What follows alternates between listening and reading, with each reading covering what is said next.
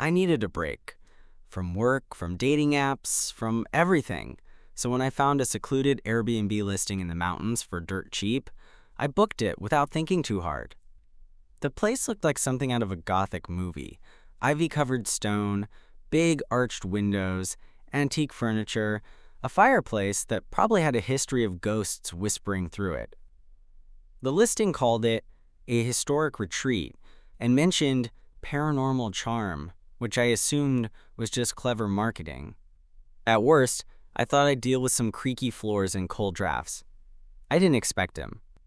When I pulled up the long gravel drive, I figured the host would be someone in his 60s, maybe wearing suspenders and talking about the war. Instead, the door opened and there he was, my host, Julian. Tall, tan, sharp cheekbones, dark hair, rolled sleeves over muscular forearms. He wore an old gray Henley that looked like it had survived more than one thunderstorm, stretched slightly across his chest.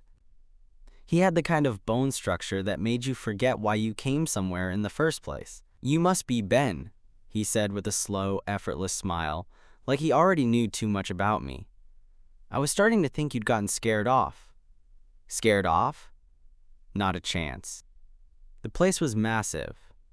Inside, it was all dark wood, tall ceilings, stained glass panels in the front hall. You could feel the age of it in your bones, like the house was quietly watching. I caught myself scanning corners, waiting for something to move that shouldn't. But Julian moved through it like he belonged, like he was part of the place. "Let me guess," I said as I followed him up a creaking staircase. "You get a lot of horror movie fans booking this place?" Julian looked over his shoulder. "Sometimes. They don't usually last the night." He said it so casually I almost missed it. I laughed, but he didn't. He just smiled and handed me a brass key. "Third floor, end of the hall. Don't open the door at the other end. It sticks." I paused. "Because it sticks, or?" He didn't answer, just gave me a look that made my stomach twist in a way I didn't expect. That night, I couldn't sleep. Not because I was scared, but because every sound in that house sounded intentional.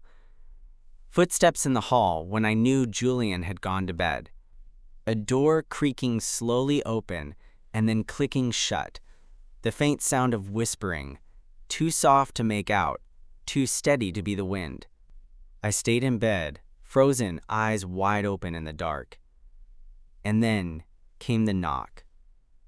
3 soft raps on the door, slow and spaced out, like whoever it was knew I was awake. I stared at the knob, waiting for it to turn. But nothing happened. When I opened the door a few minutes later, the hallway was empty. No sound, no Julian, just the long stretch of dim light from an antique sconce, and the unsettling knowledge that someone, something, had been standing right outside my room.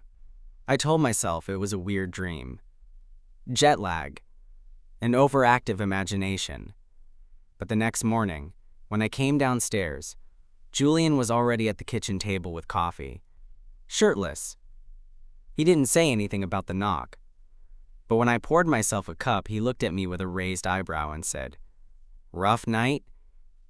I stared at him, and he smirked, before taking a sip of his coffee and saying, "Told you the house likes to play." I should have packed up that morning. Any rational person would have. But when your host looks like Julian, and he's standing shirtless in the kitchen talking about ghosts like it's small talk, rationality takes a back seat. I sat across from him, pretending I wasn't distracted by the way the sunlight hit his collarbones. "So the house just messes with people?" Julian nodded like he was talking about a noisy fridge. "It's old, has a memory." I laughed awkwardly. "You mean it's haunted?" He shrugged. "Let's just say you're not the only guest who's heard footsteps in the hall." "Was that you last night?" Julian leaned back in his chair, mug cradled in one hand. "Nope, I was out cold." He paused. "Why? Did someone knock?"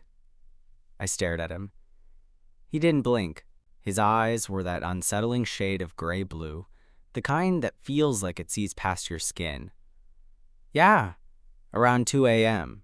Julian tilted his head like he was hearing music I couldn't. That's when it usually starts. I didn't ask what it was.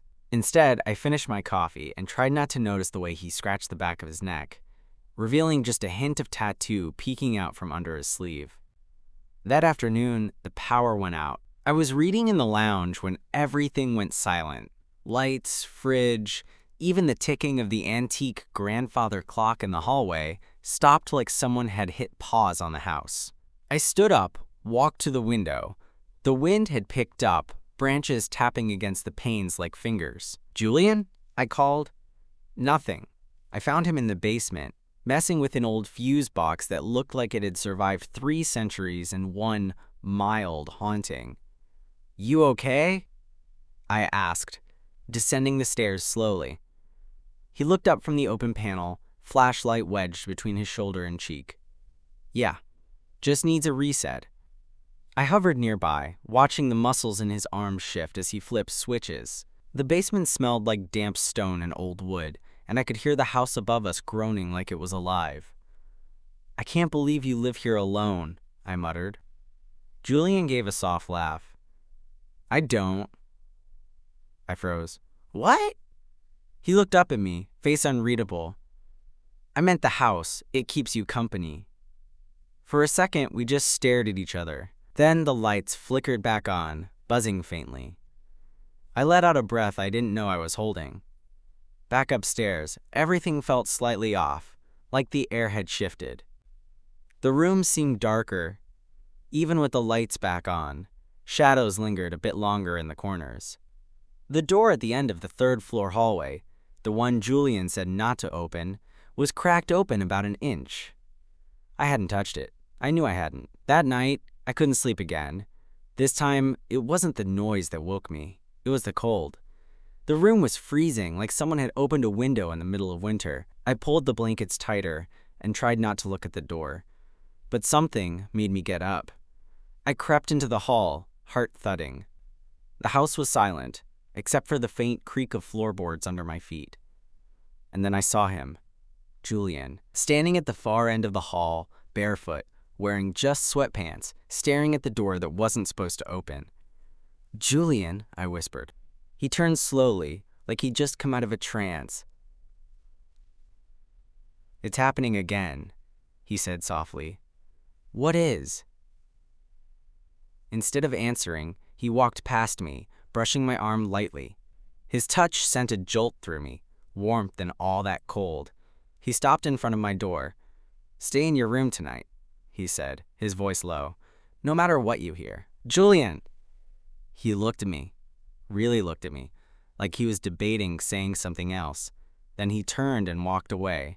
And I swear to God, just before he disappeared into the darkness, I saw the door at the end of the hall slowly start to swing open on its own.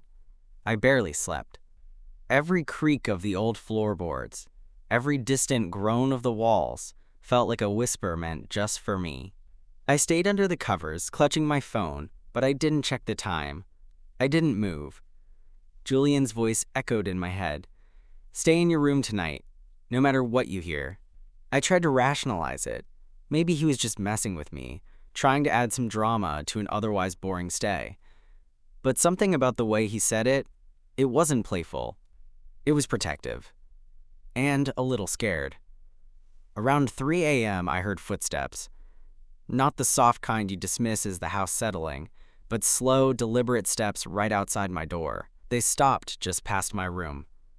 I held my breath. Then came the whisper. Not a word, not a sentence. Just the sound of breath against wood, like someone was leaning against my door and exhaling. It lasted maybe 5 seconds. And then, gone. No retreating footsteps. No sound of a door closing. Just silence. When I woke up in the morning, it was like nothing had happened. The house was warm again, bright even, like it had spent the night pretending not to be alive. I padded down to the kitchen in sweats and found Julian already there, frying eggs like we hadn't just shared the most haunted hallway in the state of Oregon. "You didn't open the door, did you?" he asked without turning around. "No," I said. My voice came out hoarse. He nodded slowly and slid a plate across the counter toward me. Good. I sat down. What the hell's behind it? Julian finally looked at me. His hair was slightly damp, like he'd just showered. A towel was looped around his neck. I don't know, honestly. But whatever it is, it's old. And it doesn't like change. I blinked. Change? He leaned on the counter, arms crossed. The house used to belong to my great-uncle. He lived here alone for decades, never rented it out, never had visitors. Just him in the house. When he died, and I moved in, it shifted. The energy, I mean. It got louder. That room started opening on its own. I stared at him. Why not just lock it? He gave a dry laugh. You think I haven't tried? A beat of silence passed between us. Why do you still live here? I asked finally. You could sell it. Get out.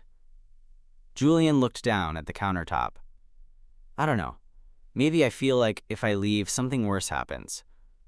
Or maybe, he looked up again, maybe I've been here so long, I'm not sure the house would let me go. I wasn't sure if he was joking. That day I tried to distract myself. Took a long walk around the property, which backed up into woods that seemed to breathe when the wind blew. I snapped a few photos, but even in the daylight, the house loomed behind me like a quiet threat. Julian stayed inside, said he had work to do. When I came back, the air inside felt different. Warmer but heavier, like the house had noticed me wandering too far. That night, I locked my door, but it didn't help. Sometime after midnight, I woke up to the sound of something scratching. It wasn't at the door. It was inside the room. I sat up slowly, heart thudding. The moonlight spilling in from the window barely reached the far wall, and for a moment I thought I was just imagining it. Until I heard it again, fingernails against plaster, near the corner by the closet, and then a voice, barely audible. Male, whispering my name. Ben. I scrambled for my phone. The screen lit up, casting a faint glow around the room, but there was nothing there. No figure, no shadow. Just the closet door, slightly ajar. My heart was a sledgehammer. I was about to get up and leave, forget what Julian said, when something knocked, hard, on the inside of the closet door. That's when my door flew open. It was Julian, shirtless, breathless, holding a thick, old-looking candle in one hand. Get out of bed, he said, his voice sharp. Now. I didn't argue. I grabbed my phone and followed Julian into the hallway without a word. The house was darker than it should have been. Every light was off, though I hadn't turned them out. The only glow came from the thick candle in his hand, its flame flickering wildly, casting erratic shadows on the wallpaper. What the hell is going on? I whispered. Julian didn't look back. It followed you. We headed downstairs, every step creaking beneath our feet. I could hear the wind outside picking up, rattling the old glass panes like something was trying to get in, or trying to keep us in. When we reached the living room, Julian placed the candle on the coffee table and moved quickly, lighting a few more he'd already arranged in a loose circle. A thick old book sat nearby, its pages splayed open and weighted with a stone. Sit, he said, motioning to the couch. I hesitated, eyes darting to the corners of the room. Julian, what is this? What do you mean it followed me? He finally stopped, looked at me with something between frustration and worry. Whatever's in that room upstairs, it doesn't like guests. It's territorial. You must have drawn its attention last night. That's why it came to your room. It doesn't do that often. My voice came out quieter than I intended. It said my name. Julian's jaw clenched. Then we have less time than I thought. He started flipping pages, muttering to himself. I watched his fingers, strong, steady, as they traced over handwritten lines of Latin or something older. I couldn't believe this was happening. I couldn't believe I was sitting on a Victorian couch in a haunted house, watching a guy who looked like he belonged in a cologne ad do some kind of ritual. How do you even know how to deal with this? I asked. Julian glanced at me. I've had time to learn. There was something heavy in that statement. I didn't push, but I wanted to. He moved around the room again, lighting more candles, placing what looked like salt in small piles in each corner. I stood up. Shouldn't we leave? Like, get out of the house? Julian paused at the edge of the rug. You think you'll be safer out there? He gestured to the windows. The wind was now howling, loud enough to rattle the floorboards.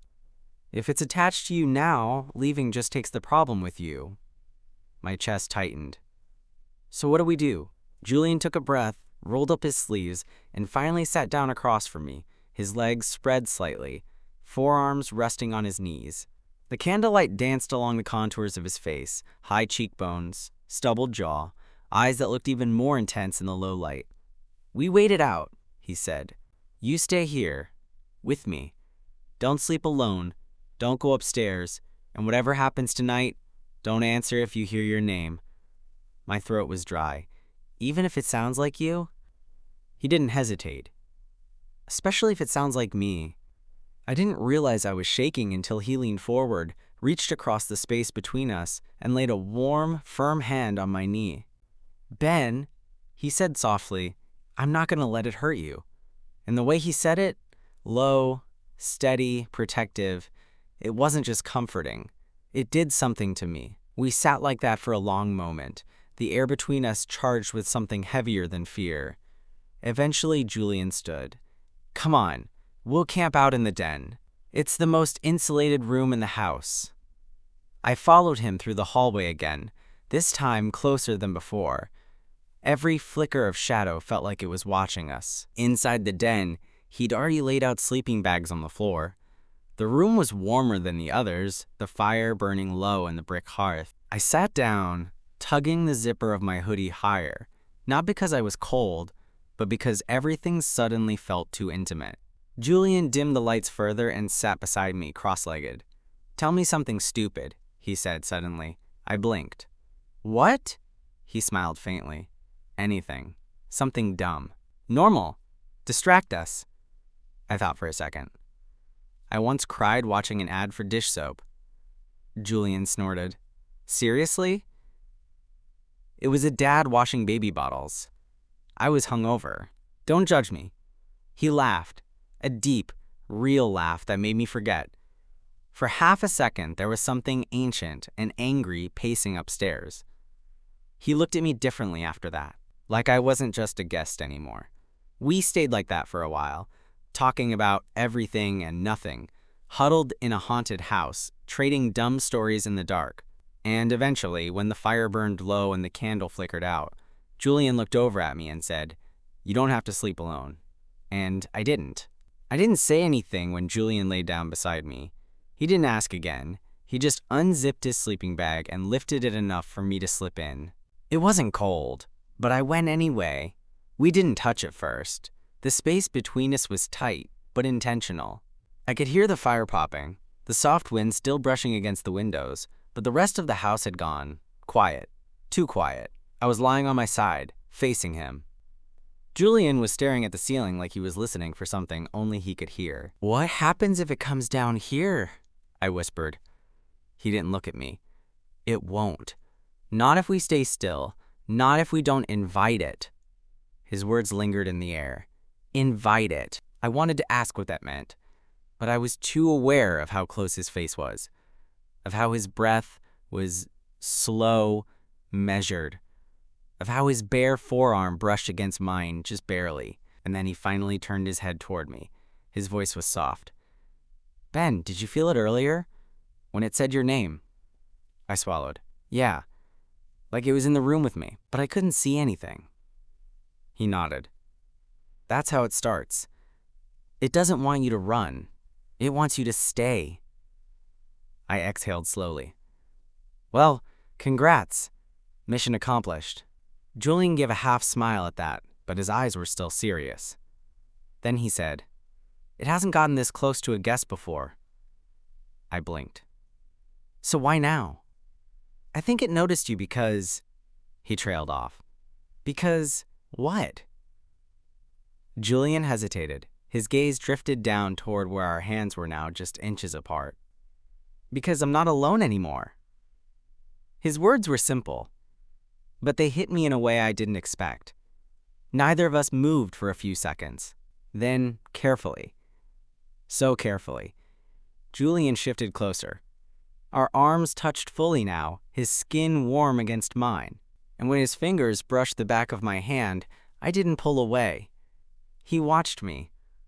And then, just as the fire gave a long hiss and settled into glowing coals, he leaned in, slowly, like he was making sure I could stop it at any point. I didn't. Our lips met softly, cautiously at first, then again, firmer. There was tension in it, not the desperate kind, but the restrained kind, like we were both trying to keep something bigger at bay. His hand came up, gently cupping my jaw. Mine found his shoulder. Everything outside that moment faded, even the fear, even the cold. When we finally broke apart, he rested his forehead against mine and whispered, "This probably isn't the smartest time for this." I smiled in the dark. It's probably the only time for this. Julian laughed under his breath. You're not wrong. We stayed like that, just breathing together, tangled in one sleeping bag in a house that hadn't felt safe for days, but somehow did now. At some point, I drifted off. I don't know how long I slept, but I woke up to Julian shifting beside me. His body was tense. Still. I blinked. The fire had burned out completely. The room was darker now. Julian was staring at the den door, not moving. And then I heard it too. Knock. Knock. 3 slow raps. But not on the door to the den. On the inside of the fireplace. The sound echoed, dull, heavy, like a fist against stone. Knock. Knock. Julian's body went rigid beside me. I didn't move. Neither of us spoke. Then, tap. One softer knock. Closer this time, somehow. The fire was long gone, but I could feel heat radiating off the fireplace again, almost like something on the other side of it was breathing. Julian leaned up slowly, propping himself on one elbow. "Don't react," he whispered. "It's testing you." "Testing me how?" He shook his head. "Seeing if you'll go to it. Open something. Say something. Acknowledge it." My heart pounded, and not from fear, not exactly. It was a sick mix of dread and disbelief, like I was part of a game and had no idea what the rules were. But Julian knew. That was the thing. He knew. This wasn't his first time. "Why the fireplace?" I asked. Julian's eyes didn't leave it. "It's the oldest part of the house. The foundation was built around it. My uncle used to say it was the heart." Sounds comforting. Julian gave a dry smile. He also used to say the house doesn't like when people get close. I glanced at him. Close-like. But before I could finish, the fireplace gave a deep creak, like the stone was shifting from the inside. Then a voice. Low, rough, just a rasp, really, but so clearly trying to mimic Julian's tone, drifted from the hearth. "Ben!" I recoiled instantly, scrambling back against the wall. Julian followed, pulling me with him. "It's not me," he said firmly. "No matter what it says, it's not me." I could barely breathe. "Why is it doing this now?" I managed to ask. Julian looked at me, and this time the mask dropped a little. "Because it's never had to compete for me before." I blinked. "Compete?" He rubbed the back of his neck, embarrassed. "I told you I'm not alone here. I wasn't joking. It's always felt like something here was tied to me. Watching, waiting. But nothing ever happened to the guests. It didn't care about them. Until you."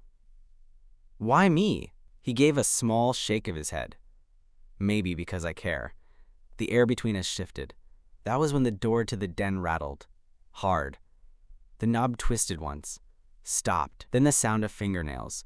Long, slow, dragging across the wood. I clamped my hand over my mouth, my skin clammy.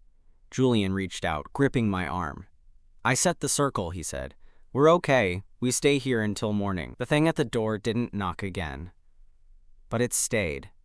For hours, we huddled together under the sleeping bag, sitting upright, our backs against the far wall. Julian eventually dozed off, with his hand still resting over mine. His warmth, the only thing keeping me from unraveling completely. At some point, I don't know when, the sound stopped. The air softened. Morning light began to edge in around the edges of the curtains. Julian woke up with a start. "It's gone," he said. I nodded slowly. "So that's it?" He looked at me with that same tired smile. "Until next time."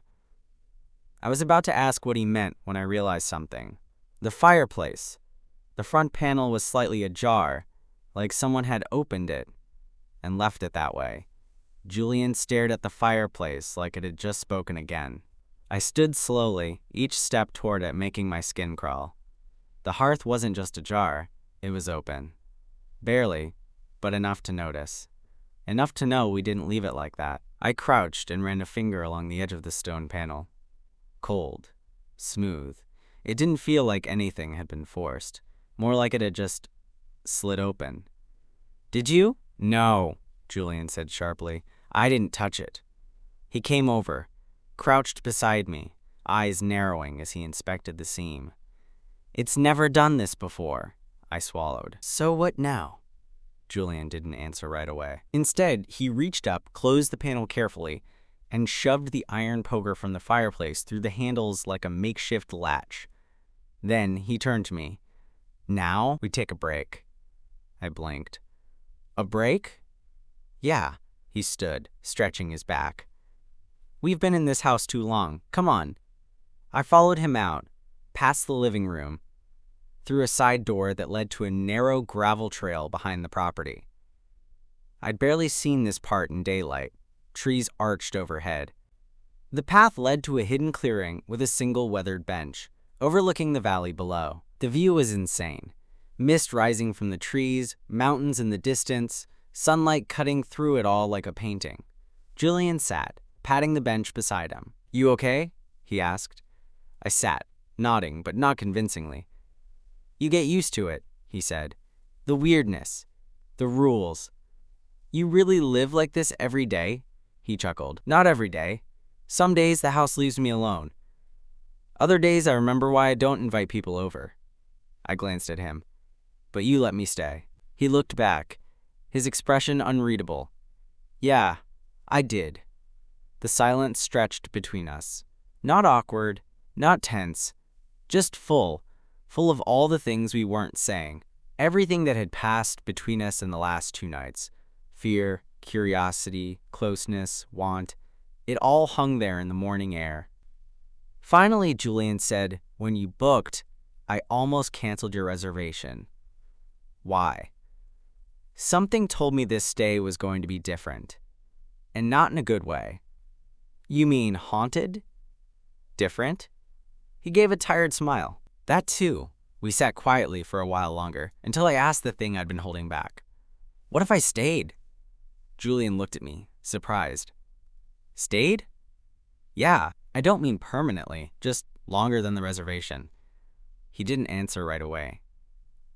"Ben," he said softly, "I like having you here. I'm not going to pretend I don't. But it's not just the house that's complicated." I waited.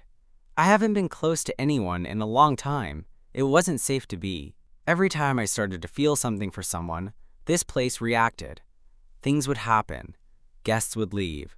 And I convinced myself maybe it was just easier to be alone. "But I'm still here." Julian gave a small, almost incredulous smile. "Yeah, you are." I reached out, took his hand in mine. "Then maybe it's time to stop running from it." He didn't answer right away. But he didn't pull away either.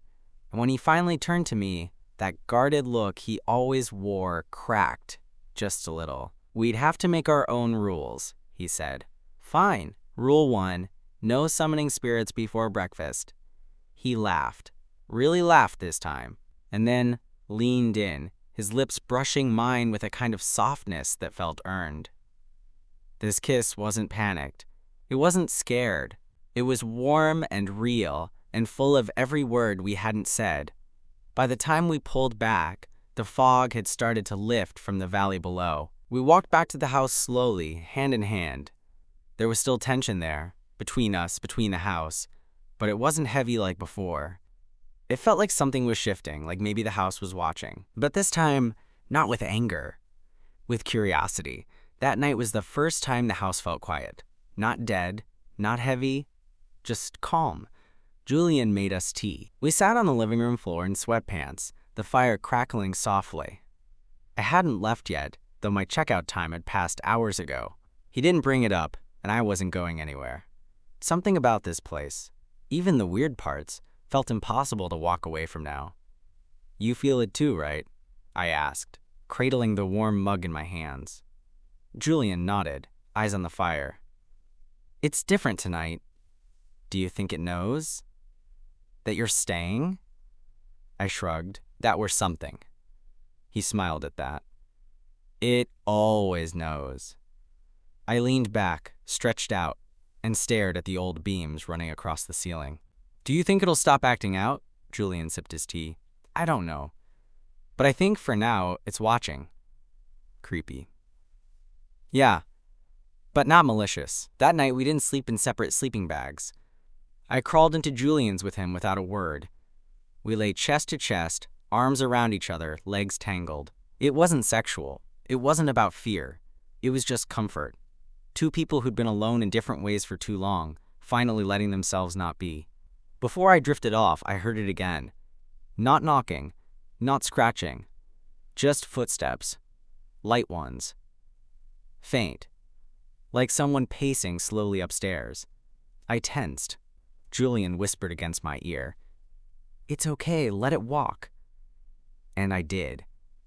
The next morning, something had changed.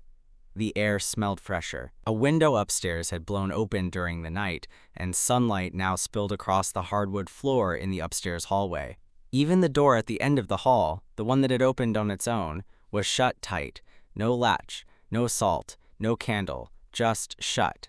Julian walked up beside me and stared at it with me. You think it's done? I asked. He shook his head, but not like he was scared. I think it's resting. I turned to him. So what happens now? He grinned. Well, you stay. We see what this is. And maybe we convince the house to play nice while we figure it out. And if it doesn't? Julian slipped his hand into mine. Then we make it. We stood there a while longer, holding hands in a hallway that once scared the hell out of me. It didn't anymore, because this place, this strange, creaky, haunted old house, wasn't just haunted by fear. It was haunted by longing, too. And maybe, just maybe, we'd given it what it wanted. Not just company, but love.